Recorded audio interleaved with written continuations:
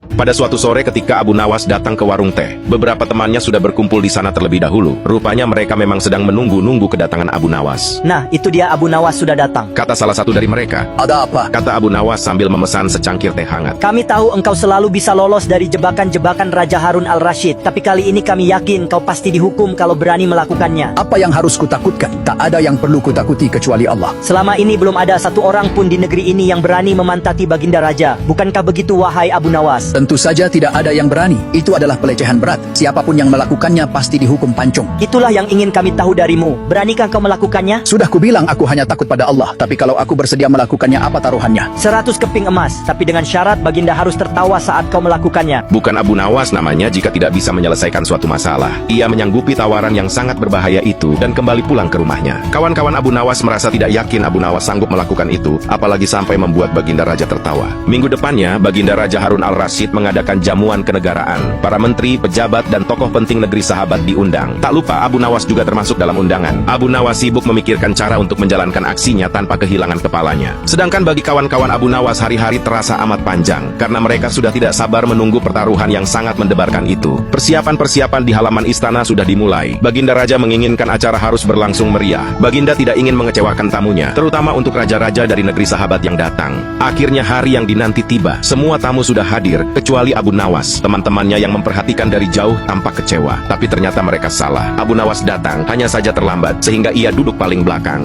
Acara berlangsung khidmat. Beberapa tokoh penting menyampaikan pidato. Lalu giliran Baginda Harun al-Rasyid berbicara di depan para tamu menyampaikan pidatonya. Setelah menyampaikan pidato, Baginda melihat Abu Nawas duduk sendirian di tempat yang tidak ada karpetnya. Baginda heran dan bertanya, Wahai Abu Nawas, kenapa engkau tidak duduk di atas karpet? Paduka yang mulia, hamba haturkan terima kasih atas perhatian Baginda. Hamba sudah merasa bahagia duduk di sini. Wahai Abu Nawas, majulah dan duduklah di atas karpet, nanti pakaianmu kotor. Ampun tuanku, sebenarnya hamba memang sudah duduk di atas karpet. Baginda bingung mendengar pengakuan Abu Nawas, karena Baginda melihat sendiri Abu Nawas duduk tidak di atas karpet. Karpet yang mana maksudmu, wahai Abu Nawas? Karpet hamba sendiri, tuanku yang mulia. Sekarang hamba selalu membawa karpet kemanapun pergi. Tapi sejak tadi aku belum melihat karpet yang kau bawa. Baiklah Baginda yang mulia, kalau memang ingin tahu, maka dengan senang hati hamba akan menunjukkan kepada Paduka yang mulia. Abu Nawas pun berjalan pelan ke depan. Sesampainya cukup dekat dengan Baginda, Abu Nawas berdiri kemudian menungging menunjukkan potongan karpet yang ditempelkan di bagian pantatnya. Abu Nawas kini seolah-olah memantati Baginda Raja Harun al-Rasyid. Melihat ada sepotong karpet menempel di pantat Abu Nawas, Baginda Raja tak bisa membendung tawa sehingga beliau tertawa terbahak-bahak diikuti oleh para tamu yang datang.